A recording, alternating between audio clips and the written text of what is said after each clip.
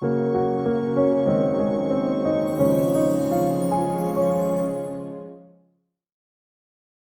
nosso último encontro, a gente falava sobre como construir, como estruturar um projeto de pesquisa. Seria o primeiro passo para se alcançar resultados bacanas do ponto de vista técnico-científico. Vamos se recordar que a gente utilizava como principal referência o livro de Goldenberg. Hoje, a gente vai falar sobre um dos principais resultados de um bom projeto de pesquisa, que é a elaboração, a submissão e a publicação de um artigo científico. Então, dentre os principais resultados de um projeto, a gente pode imaginar em participações em congressos, a gente pode imaginar registro de patente, de software, e pode imaginar também a publicação de um artigo científico, seja num evento, ou seja num periódico de ampla circulação. Então, seria aí um dos nossos principais objetivos quando a gente realiza a pesquisa científica. Ao final, conseguir publicar um bom artigo. E vocês vão perceber que existem semelhanças e também peculiaridades entre escrever um artigo e escrever um projeto de pesquisa. Então, num projeto você teria mais flexibilidade em relação ao espaço. Você pode escrever mais, você tem mais liberdade. Já o artigo não. O artigo é um resultado específico do teu projeto e você precisa escrever de maneira bem objetiva, de maneira bem precisa, bem clara, sem rodeio. Então, como comentários preliminares, eu destaco de frente logo isso. Né? Então, você vai ter bem menos espaço para escrever um artigo científico do que para escrever, por exemplo, a sua dissertação de mestrado ou a sua tese de doutorado. Então, é pensar que as maneiras de escrever são um pouco diferentes entre si. Embora que, no geral, você esteja utilizando uma linguagem bem semelhante. Um segundo ponto preliminar também, antes de começar a falar sobre artigos científicos, sobre as suas seções, é que para facilitar a comunicação com os revisores, quer dizer, se você está escrevendo um artigo, você tem o objetivo de comunicar à comunidade científica algo que você considera que é relevante, que inclusive é um dos principais pilares também para a produção científica, para a evolução da sociedade, são os artigos científicos. Né? Então, se você tem esse desejo de contribuir para o avanço da ciência e da sociedade em geral, então existem algumas regrinhas simples que vão auxiliar essa comunicação, por exemplo, com a equipe de revisores que vai avaliar teu trabalho. Uma delas é que você enumere as linhas do teu documento. Então, por exemplo, se você for utilizar o LaTeX, o comando, a função é a line numbers, enquanto que lá no Word você vai na aba Layout e depois em números de linha você consegue lá incluir o número das linhas ao longo das páginas do teu documento. Uma última dica, essa também serve para projetos. Tenta revisar com muito cuidado o texto que você escreveu. Tenta procurar erros no teu documento. Tenta ser criterioso, exigente na elaboração do teu documento. Porque quando chegar nos revisores, a chance de que o seu trabalho seja mal avaliado devido a erros de ortografia e gramática ela é reduzida. Às vezes o trabalho tem um potencial enorme, mas devido aos autores não terem o devido cuidado na escrita, o trabalho termina sendo rejeitado. Então, esse encontro que a gente tem hoje é um encaminhamento para que a gente consiga publicar as contribuições de vocês através de revistas, de periódicos ou de eventos técnicos científicos. Dito isso, a gente pode começar. A gente tem basicamente seções muito semelhantes entre projetos de pesquisa e artigos. E algumas diferenças também. Por exemplo, como a gente tenta privar pela redução de espaço em artigos científicos, então não vai ter um espaço destinado apenas à capa do artigo, não vai existir isso. Não é? Então no artigo você tem logo de cara o título dele, e em seguida um resumo, e depois as seções usuais, uma introdução, você tem uma seção de materiais e métodos ou alguma coisa semelhante, você tem uma seção de resultados, você tem uma seção de discussões ou de discussão e uma seção de conclusão. Então perceba que a gente não vai espalhar esse texto, não vai perder espaço, vai ficar tudo coladinho. Isso é extremamente importante. É muito caro você manter essas publicações online ou você imprimir, passar por processos de impressão. Então tudo que você puder economizar de espaço, você tenta economizar. Então já é uma das diferenças entre artigos e projetos. O artigo fica tudo coladinho, tudo juntinho. Tá? E algumas seções são semelhantes. Lá a gente também tem introdução, a gente tem uma seção de percurso metodológico, de referencial teórico, e de alguma maneira a gente vai tentar aglutinar no artigo, já que o nosso espaço para artigo é menor. Então vamos começar falando um pouco da estrutura desse início. A gente tem um título, em seguida a gente tem o nome dos autores. Para cada autor a gente vai ter qual é a instituição que ele representa. Em seguida, a gente tem um resumo. Em seguida, a gente tem as palavras-chave. Geralmente, esses conteúdos eles preenchem a nossa primeira página do artigo. E eu trago aqui algumas observações sobre cada um desses conteúdos. Por exemplo, o título ele não deve ser grande. Tudo no artigo tem que ser objetivo, tem que ser claro, tem que ser curtinho, tem que ir direto ao ponto. Então, tem que buscar objetividade e clareza. Por exemplo, nesse título aqui eu trago algumas palavras em vermelho, que talvez possam ser retiradas desse título. Construindo um modelo matemático para a realização da previsão do consumo de energia dos municípios do Brasil. É um título longo aqui, muito específico. A gente poderia eliminar essas palavras em vermelho todas e não perderia tanto do significado geral do trabalho. Modelo para previsão do consumo de energia do Brasil. Então a gente criou ali 1, 2, 3, 4, 5, 6, 7 palavras, enxugou bastante o título. Mas eu estou deixando de dizer que é nos municípios. Você trouxe um título genérico e você vai ter todo o restante do documento para poder especificar mais um pouco. Então não precisa ser tão detalhista no título. O título tem que ser objetivo. A precisão ela vai sendo agregada à medida que você for entrando nas outras seções do seu documento. Uma outra observação importante agora sobre os autores. Lembrando que depois do título, o que a gente tem são os autores, coladinho. Sobre os autores, devem ser colocados por ordem de contribuição no trabalho. Então, quem mais contribuiu é o primeiro autor. O segundo que mais contribuiu vai ser o segundo autor e assim por diante. Então, todos os que contribuíram e somente esses que contribuíram é quem deve ser envolvidos, devem ser citados como autores do documento. Então, alguns critérios para você selecionar os autores. Se a pessoa contribuiu ou não para a metodologia, para a revisão bibliográfica, para a implementação de algumas linhas de código ou de algumas atividades, para a escrita em si do documento, para a interpretação de resultados, geração de resultados, para a supervisão, coordenação, orientação, tanto do trabalho em si quanto do artigo. Só lembrando que o artigo ele deriva de algo maior que seria o projeto. Então a ideia é que você comece escrevendo o projeto. É muito comum que projetos não sejam executados por apenas uma pessoa, então vai ser uma equipe. Então vai ser dessa equipe que você vai ter, por exemplo, autores do teu documento. Você provavelmente vai ter algum colaborador, algum orientador, algum supervisor. Então são essas pessoas que têm um maior potencial para estarem presentes no teu documento, mas a contribuição tem que ser efetiva sobre o documento. Então não basta que teu orientador tenha contribuído na tua formação, no teu projeto, e que no momento de confeccionar um artigo em si, ele não tenha trazido contribuições. As contribuições que ele trouxe, de maneira geral, são importantes, mas como um artigo envolve desafios especiais, é também necessário que ele se envolva nessa etapa. A revisão do documento também é uma etapa importante. Então, dessas características você consegue destacar quem é que seria autor e quem é que não seria autor do teu documento.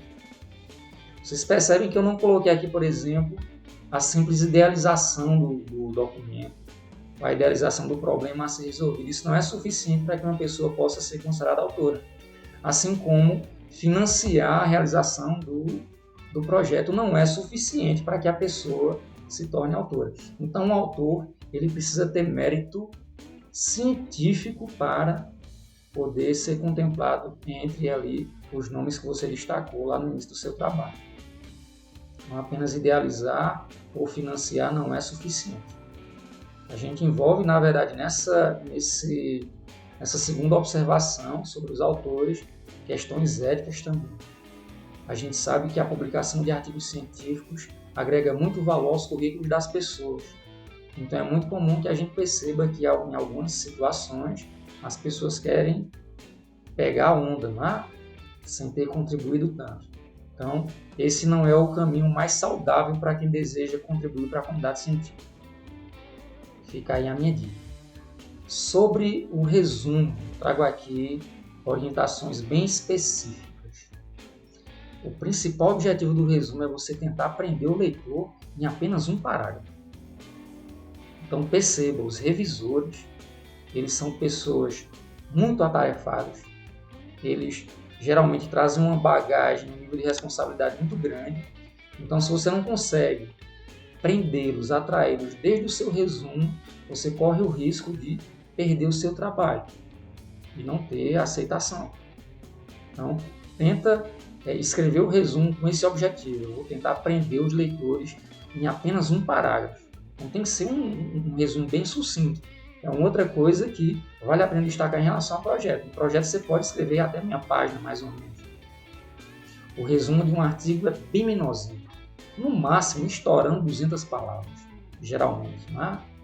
Então, tenta ser sintético e prender o leitor. Quais são os conteúdos em si? Você vai tentar antecipar o leitor sobre o que é que está por vir, desde o panorama geral até as suas conclusões. Então, é tentar trazer para um espaço bem reduzido o que é que de fato você fez. Tá? Nas primeiras sentenças, tenta destacar o contexto geral que envolve a tua contribuição. Por que é que teu trabalho é importante? Então, por exemplo, eu no programa de pós em desenvolvimento sustentável, eu gosto sempre de destacar que a primeira sentença tem que ser dedicada ao desenvolvimento sustentável. O desenvolvimento sustentável é extremamente importante. É um paradigma que veio para ficar. Então, se você está fazendo alguma coisa que você acha que é importante, para a sua área em especial, provavelmente vai ser também importante o desenvolvimento sustentável.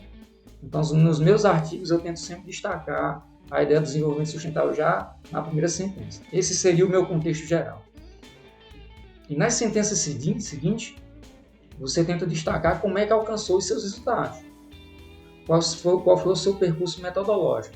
Então, se nas primeiras sentenças você destaca por que é que o seu trabalho é importante, inclusive destacando ali fragilidades da literatura, gargalos ou deficiências que você está tentando trabalhar dentro do seu artigo, nas sentenças seguintes você tenta explicar, rapaz, olha, então, utilizando isso, aquilo e aquilo outro, eu consegui responder essas necessidades, pelo menos parcialmente. Eu trago aqui uma ideia incipiente de como tentar contornar um desses problemas. Tá? Aí você explica como é que seria isso. Então você está falando um pouquinho sobre o seu percurso metodológico. Aquele mesmo percurso que você teria começado a amadurecer lá no seu projeto. Como alcançar os objetivos. Tá? Então aqui no artigo você já teria alcançado alguns deles e já está fazendo um documento mais sintético para apresentar à comunidade científica em geral. E nas sentenças seguintes, depois dos comos, você resume as principais contribuições do seu trabalho de maneira enfática. Olha, eu alcancei esse resultado, alcancei aquele outro resultado. Então, são os seus principais resultados. Esses tendem a ser os últimos conteúdos do teu resumo de até 200 palavras. Em seguida, tem as palavras-chave, que tendem a ser separadas por vírgula, não são muitas. E o ideal é que você procure utilizar termos que não estejam presentes lá no seu título. É desafiador? Isso é bem desafiador. Eu sofro muito com isso, por exemplo. Mas é importante, por quê? Porque os campos de maior importância, quando você vai fazer buscas, os descritores mais utilizados, por exemplo, nas plataformas da CAPES, e até aqueles que são mais evidenciados, lá quando você faz a busca no Google Acadêmico ou no Google em geral, são os campos do título, do resumo e das palavras-chave. Então, se você puder trazer termos nas palavras-chave que complementam aqueles que estão no título, você termina aumentando o leque de possibilidades de encontro do teu documento quando alguém estiver fazendo alguma busca sobre algum tema que tangencie esse que você está trabalhando. Então, essa é uma dica importante também.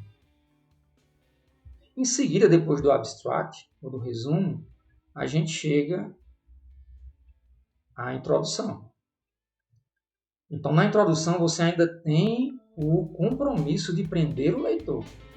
Você conseguiu fazer com que ele se interessasse no resumo, ele vem para a introdução querendo saber algo a mais, mas naturalmente ele não vai sair da introdução sabendo de tudo. Ele vai ter a curiosidade alimentada durante a introdução para ler as outras seções. Então, a introdução ela termina impulsionando o desejo do leitor chegar nas outras seções. O ideal é que você evite tabelas, figuras e quadros nessa primeira seção. Deixa tabela, figura, quadro para as outras seções. Mas essa não, essa é mais texto mesmo, é mais textual. Você deve iniciar, assim como um resumo, o primeiro parágrafo deve envolver esse contexto geral, destacando a importância do teu tema sobre, principalmente, o contexto internacional. Isso é um ponto importante, tá? A gente não produz ciência pensando no local que a gente vive apenas. A ciência, ela é, antes de tudo, algo universal. A gente tenta construir, tenta contribuir para que a comunidade, não apenas a local, mas a internacional, possa usufruir dos nossos achados. Então, toda a nossa contribuição tem que estar pautada nesse ambiente internacional, que contempla também o local. Então, no primeiro parágrafo, já tenta trazer referências que destacam a importância do teu tema a nível internacional. Então, por exemplo, para mim, o Comércio com Desenvolvimento Sustentável destaca algumas referências importantes da ONU.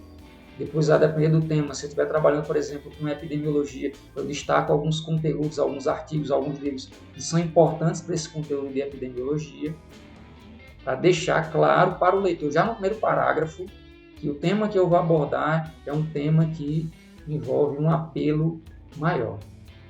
Então, essas referências terminam balizando mais as minhas contribuições. No parágrafo seguinte, você começa a afunilar. Você tenta destacar agora, em termos gerais, as abordagens que a literatura apresenta acerca do tema. Então, em geral, você trouxe uma ideia mais ampla no primeiro parágrafo.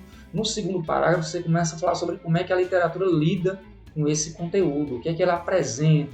Então, de novo, tem que estar cheio de referências e citações. Aí você deixa a bola quicando quando você sai do segundo parágrafo para justificar a importância do seu trabalho. Então, aqui você chega inteiro mesmo, enfatizar as lacunas que você identificou ao longo da sua literatura. Você percebe aqui que a gente está agregando tanto a seção de introdução quanto a seção de justificativa lá na introdução do teu artigo. Então, você está fazendo um esforço grande ali para tentar sintetizar essas ideias todas na introdução. Se não couber tudo na introdução, você pode até incluir uma seção a seguir de background, ou uma espécie de referencial teórico, né? Ou de panorama do tema que você está estudando. Mas é bem interessante que você tente fazer esse resumo já na introdução, para não precisar de ter mais sessões. Então, enfatiza essas lacunas. E essas lacunas, elas estão em lugares bem específicos dos documentos que você vai tender a ler. Por exemplo, se você está lendo um artigo científico, lá nas conclusões é muito comum que os autores coloquem as limitações dos trabalhos deles, ou os trabalhos futuros. São as lacunas que eles estão destacando para que outras pessoas possam vir trabalhar em cima. É muito comum também que esse conteúdo esteja presente lá nas dissertações e nas teses, nos trabalhos de conclusão de curso em geral. Você pode aproveitar esses textos em específico e tentar trazer para cá. E sempre que possível, cita os autores daqueles conteúdos. Não é feio você citar os donos dos conteúdos que você está utilizando no seu trabalho. O feio e até ilegal é você utilizar conteúdos de outras pessoas e não dedicar essas pessoas à autoridade do que você está utilizando. Esse é um problema que a gente chama de plágio, por exemplo. Tá? Então tem que ter muito cuidado com isso. Cita sempre que possível, porque isso termina agregando de fato valor ao teu trabalho. Não finge que é teu o conteúdo que foi outra pessoa que escreveu. Então tenta sempre trazer referências e citações. Então no parágrafo seguinte, você já destacou os gargalos, você já destacou a importância do tema, você já destacou como é que a literatura lida com esse tema em geral, já destacou, já justificou a importância do seu trabalho diante das dificuldades que aparecem ou das deficiências da literatura. Agora, diante desse panorama que você trouxe, você destaca o problema de pesquisa, ou seja, a principal questão a ser respondida pelo artigo. Lembrando que você já fez algo semelhante a isso lá no seu projeto. Então, enquanto você passeava da introdução para a justificativa, você destacou ali qual era a principal questão que você queria responder. E dessa principal questão você pode até ter subquestões, e de uma delas pode ter sido gerado esse artigo que você começou a escrever agora. Então, destaca a principal questão a ser respondida pelo artigo especial, e atrelada a essa pergunta, convive os objetivos gerais e específicos desse documento, desse artigo. Então perceba que, embora que eu ainda esteja na introdução, eu estou resumindo ali um bocado de coisas que eu trouxe dos meus achados enquanto eu executava o meu projeto. Destaca também quais são os objetos de estudo, aqueles elementos que eu vou tentar estudar com mais calma. Se você tiver dúvidas sobre isso, tem algumas videoaulas que a gente já colocou lá no YouTube também sobre isso. Então dá para ir lá visitar. Os indivíduos sobre os quais a equipe de projeto se dedicou para responder ao problema da pesquisa e, sempre que possível, traz referências, traz citações. No parágrafo seguinte, você vai falar agora sobre o seu percurso metodológico, de maneira bem sucinta. Ok, já entendi, o meu problema é esse, meus objetivos são esses. Então, sucintamente, agora eu digo o quê? Como é que eu fiz para alcançar os meus objetivos, para responder à pergunta principal do meu artigo. Então, estou falando um pouquinho sobre o percurso metodológico que eu adotei para alcançar os meus resultados no artigo. E, se possível e pertinente, traz referências e citações. E, por fim, como último parágrafo da tua introdução, você vai deixar o leitor ciente do que é que ele vai ler em seguida. Então, traz um resumozinho do que é que ele vai encontrar. Então, por exemplo, o restante do artigo é dividido em 4 seções. Na próxima seção, encontram-se textos introdutórios sobre determinado conteúdo, na seção seguinte isso e aquilo outro, e ao final você diz, e o trabalho se conclui na seção tal, para deixar o leitor ciente das seções que ele vai encontrar.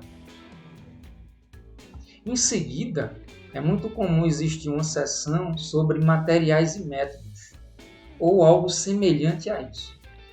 Às vezes eu trabalho com uma seção de panorama, que me ajuda muito também.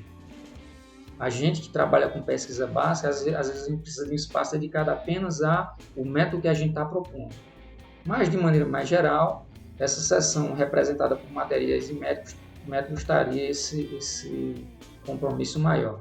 Antes de começar a falar sobre os conteúdos da própria seção, eu trago aqui algumas observações preliminares. São as segundas. Eu trouxe ali as primeiras antes de falar sobre o título do artigo, e agora eu trago esse segundo conjunto de observações. Então, a partir dessa segunda seção, até a seção de discussão, que seria a penúltima, né, considerando que tem logo em seguida a conclusão, então, nesse pedaço ali, entre a segunda seção e a discussão, você pode agora utilizar figuras, tabelas, quadros, sempre que você achar interessante. E a gente sabe que às vezes uma figura, uma tabela, um quadro, ele termina resumindo muito e facilitando a comunicação com o leitor. Então, sempre que possível aqui, você tenta recorrer a esses artifícios. Algumas observações importantes a partir daí também. Ao citar uma figura, uma tabela, um quadro, ou uma equação, ou qualquer outro item enumerado, sempre traz a primeira letra em maiúsculo daquele tipo de item. Por exemplo, da figura 1, observa aqui que o Fzinho é em maiúsculo. Então, da equação 1, observa que o Ezinho é em maiúsculo. É como se eles assumissem a ideia de nome próprio aqui. Então, sempre que for citar uma figura, uma tabela, um quadro, a primeira letra vai ser sempre em maiúsculo. Isso é super importante. Sempre cite a figura, a tabela, o quadro, a equação antes de apresentar. Porque quando o leitor chegar na estrutura visual, ele já vai ter sido introduzido a ela, ele não vai ter o susto de primeiro enxergar aquela comunicação diferente para depois tentar entender. Então, se você antecipa o texto para ele, ele já chega mais preparado para entender e para explorar melhor a sua figura, a sua equação, a sua tabela e assim por diante. Então, tenta sempre citar antes de apresentar esses conteúdos para o leitor. Tenta sempre intitular bem a figura, a tabela, o quadro. Então, tenta ser realmente autoexplicativo quando você construir a sua figura, a sua tabela. No título dela, é importante que você tente construir algo autoexplicativo. Por que isso? Porque existem, inclusive, veículos que publicam apenas as tabelas, apenas as figuras, apenas os quadros. Então, quando o leitor receber aquele quadro, aquela figura, aquela tabela, ele já vai conseguir, da leitura do título, já vai conseguir perceber muita coisa dela. E, por fim, não esquece de colocar qual foi a fonte daquela tabela, daquela figura, daquele quadro. Título e fonte. Extremamente importante. Então, deixa eu agora falar um pouquinho sobre os conteúdos específicos para essa seção de materiais e métodos. Então, é aqui que você vai dizer o que é que você estudou para, de fato, recorrer, o que é que você recorreu para, de fato, tentar responder ao seu principal problema. Então, tem muito a ver com o percurso metodológico que você resolveu abraçar. Esses conteúdos, essas imagens que eu vou trazendo aqui, elas estão num artigo que foi nosso grupo de pesquisa, que depois vocês quiserem visitar, esse de título A Non-Central Beta Model to Forecast and Evaluate Pandemic Time Series. Então, essas imagens que eu exibo aqui vieram desse artigo, para ficar mais ilustrativo, né? Para ajudar a ilustrar melhor as ideias que eu estou passando para vocês. Então, sobre a seção de materiais e métodos. Tenta introduzir o delineamento da pesquisa que você adotou, sempre especificando ao problema e nunca em termos gerais. É muito comum que alguém fale, olha, como método geral a gente adotou um procedimento dedutivo, mas não fala dentro do tema de estudo do artigo em si, do que é que esse procedimento dedutivo se trata. Não, tenta sempre especificar para o teu problema, para o teu artigo, como é que foi delineada a tua pesquisa. Não entendo bem dessa coisa de delinear a pesquisa, eu trago aqui esse linkzinho, esse link aqui, que leva justamente para as videoaulas do grupo da gente, em que a gente fala um pouco sobre métodos de pesquisa, e lá nesse link você vai compreender um pouco melhor sobre essa ideia do delineamento da pesquisa, sobre os métodos gerais, os específicos. Então lá você vai encontrar mais detalhes sobre isso. Então, sempre que possível, mais uma vez, e sempre em artigos científicos, usa referências. Sempre que possível, recorre a referências. Informa como é que você alcançou seus objetivos, qual foi a sua receita de bolo. A gente está tentando fazer um resumo aqui do seu percurso metodológico. Para cada um desses objetivos, ou de maneira geral, informa quais foram os métodos científicos gerais, ou seja, aquele conjunto de procedimentos que utilizou para alcançar os objetivos e verificar suas hipóteses, caso você tenha trabalhado com um método hipotético dedutivo, né? É muito importante, né? Passar essa visão geral, pensando no tema do teu artigo. Eu utilizei um método dedutivo que parte do todo e vem para um pedaço, né? Infere sobre um pedaço, ou foi um indutivo que faz o contrário, que parte de um pedaço e chega até o todo, ou foi um fenomenológico que eu tento apenas acompanhar como é que o fenômeno se desenrola com o tempo e no espaço, ou foi hipotético dedutivo, que eu levanto hipóteses e depois tento fazer testes sobre essas hipóteses, né? Qual foi o meu método geral adotado para alcançar os meus resultados? Quais foram os métodos específicos que eu adotei? Será que foi o experimental, em que eu tenho chance de trabalhar ali com algumas variáveis de controle, estudar a resposta de alguma variável que seja do meu interesse a partir desse controle? Ou foi o observacional, em que eu apenas acompanho o fenômeno que eu estou estudando? Ou foi o comparativo, em que eu comparo grupos dentro do meu estudo? Ou foi um estatístico, que recorre a testes de hipóteses estatísticos, recorre a planejamento de experimentos, a procedimentos amostrais? Então, se você quiser mais detalhes, vem aqui nesse link que eu coloquei, na página do Mesor, dentro dessa playlist chamada Introdução aos Métodos de Pesquisa, que você vai encontrar mais detalhes sobre isso aí. E informa também o delineamento, né, como eu já comecei a falar antes. Então, será que eu estou trabalhando aqui com uma pesquisa bibliográfica apenas? Ou será que envolvo também uma pesquisa documental? Na bibliográfica eu estou mais focado para a produção acadêmico-científica. Será que eu precisei visitar documentos de instituições não tão acadêmicos, documentos não tão acadêmicos científicos, não passaram pelo crivo da comunidade científica? Ou será que foi um delineamento experimental? Ou será que foi um survey, um levantamento? Ou será que foi um estudo de caso? Então, esse é o momento para você falar sobre como é que você planejou a sua pesquisa, como é que você tentou responder às suas principais questões. É muito comum, por exemplo, a gente no Grupo Mesor trabalha com pesquisa básica. Então, a gente desenvolve soluções abstratas que podem ser depois replicadas, customizadas a diversas situações. Então, é muito comum que na pesquisa básica os autores apresentem uma seção que descreve a sua proposta, que de alguma maneira é inédita em relação à literatura.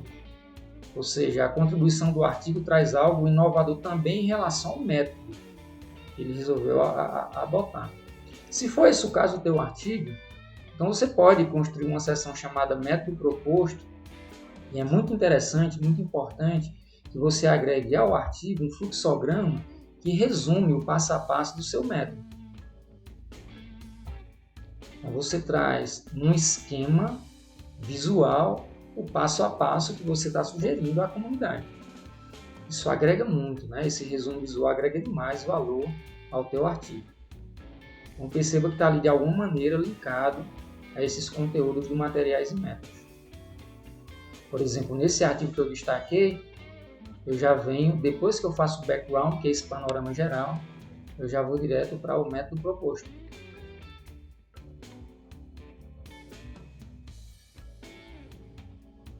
Em seguida, você apresenta os seus resultados.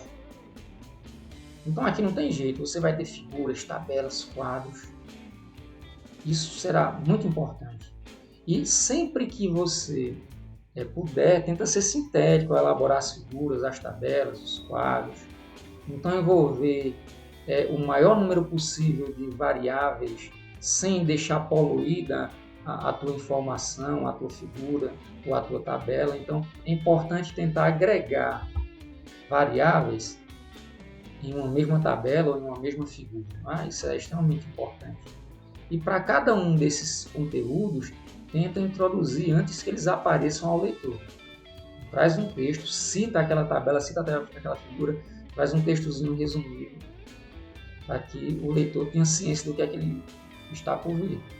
Então, por exemplo, aqui eu tenho uma variável que seria o país, duas variáveis que seria agora o tipo de método, três variáveis que seria a etapa do meu estudo. Então, agreguei 3 variáveis em uma tabela só.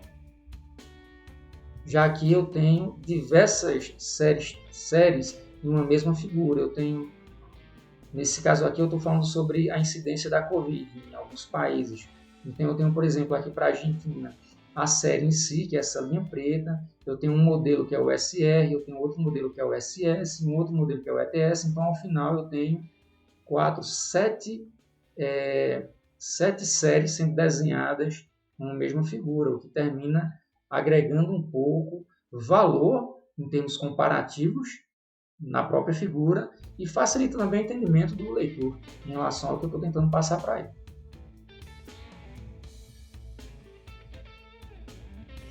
A seguir aos resultados, você tem uma sessão de discussão. Às vezes, eu, por exemplo, prefiro assim, eu apresento resultados e logo em seguida eu já começo a discutir dentro da sessão de resultados.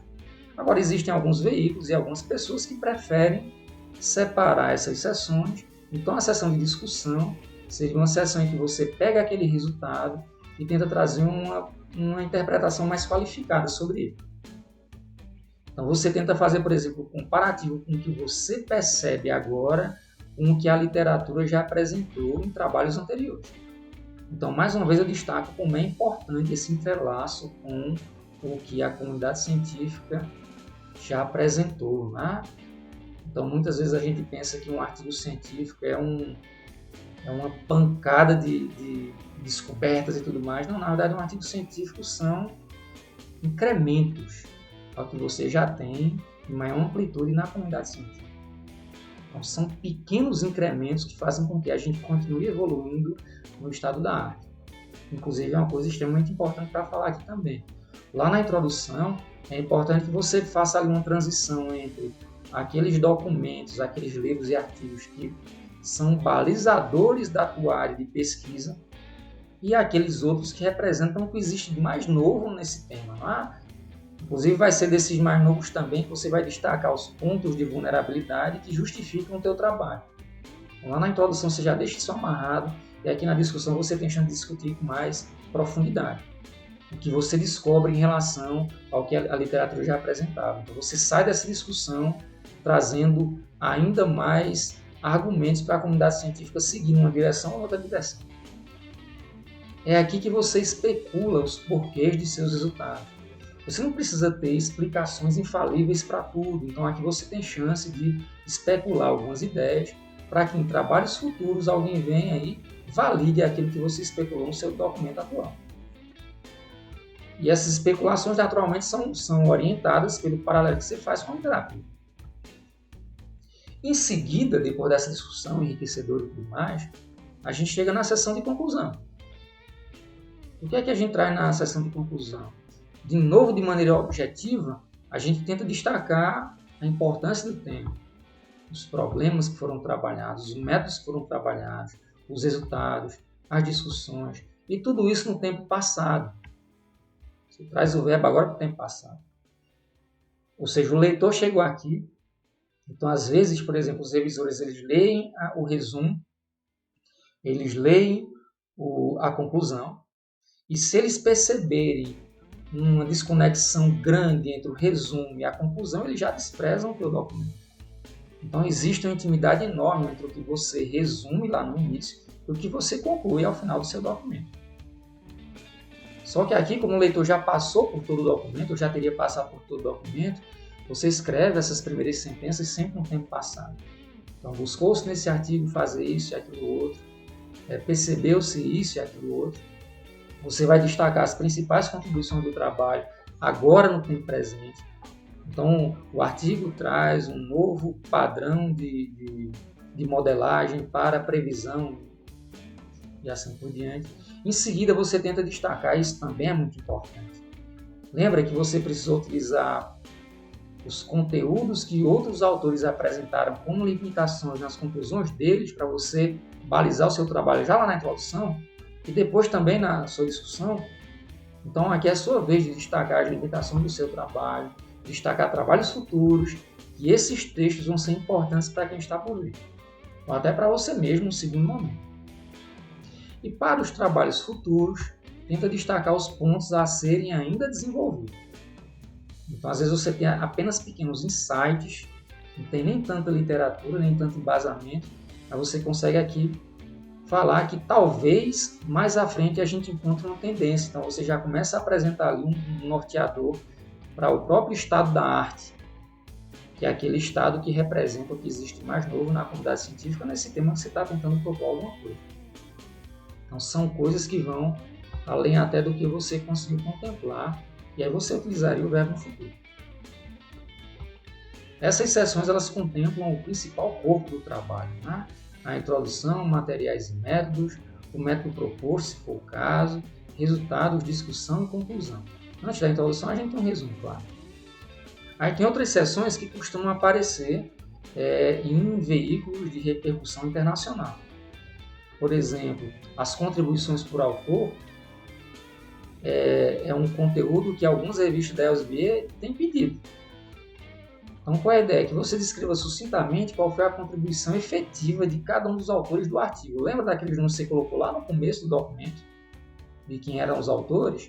Então, aqui você vai dizer onde é que cada um contribuiu de fato. Se foi na investigação, se foi na revisão, se foi na redação, se foi na edição. Então, é uma das maneiras que os veículos encontraram para que exista um maior compromisso na escolha dos nomes que vão ali aparecer como autores de um artigo. Uma outra seção importante é a de agradecimento. Então, por exemplo, se você é bolsista do CNPq, se você é bolsista da sua instituição, no caso aqui a gente na UFCA, da Pró-Reitoria de Pesquisa e Inovação, pós-graduação, então tenta agradecer rapidamente essas instituições que investiram, seja através de recursos financeiros, seja através de infraestrutura ou até de pessoal. Então, por exemplo, esse trabalho foi parcialmente financiado pelo CNPq, bem como contou com o pessoal e infraestrutura da Universidade Federal do Cariri. Então, é importante que se traga agradecimentos. Inclusive, alguns órgãos de fomento, eles destacam já nos editais que as produções que você realizar a partir do investimento deles tem que trazer os agradecimentos menção a eles. Então, para você também elegantemente conseguir satisfazer essa demanda que eu considero muito importante. Em seguida tem as referências. Então nas referências você vai citar, você vai trazer para cá em maior detalhe todos os autores que você citou e apenas esses que você citou.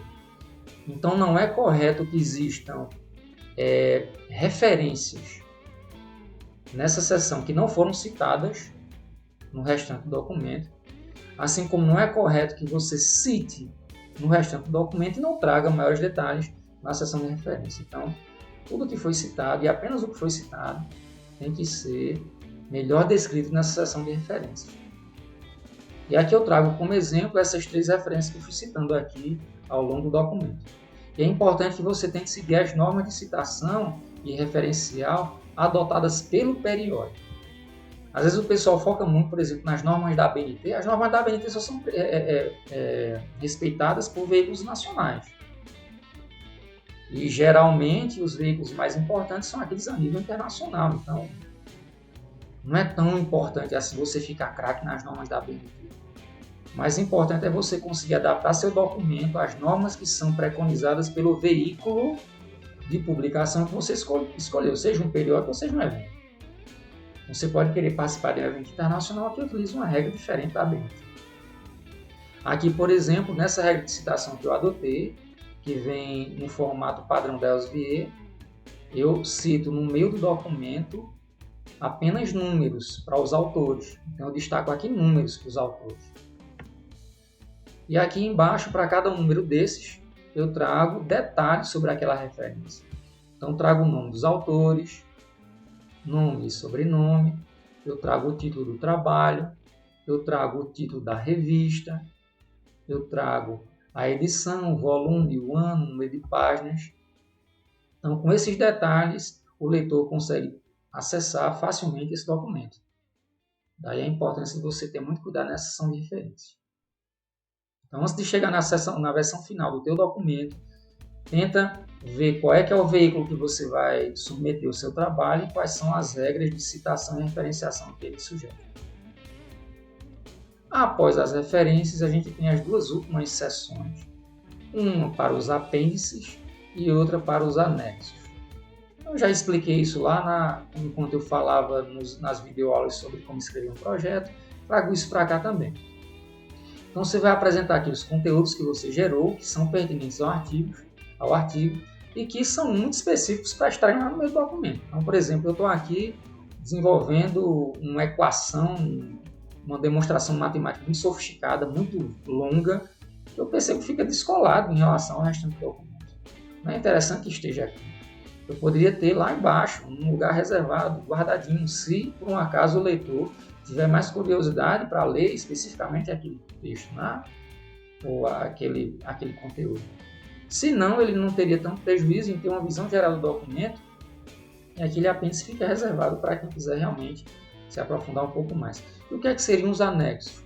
Ora, se não foi você que desenvolveu aquele conteúdo que você acha que é pertinente ao artigo, mas que também é muito específico para estar lá no meio dele, se não foi você que gerou, se você pegou da literatura, então você traz para essa seção de anexo.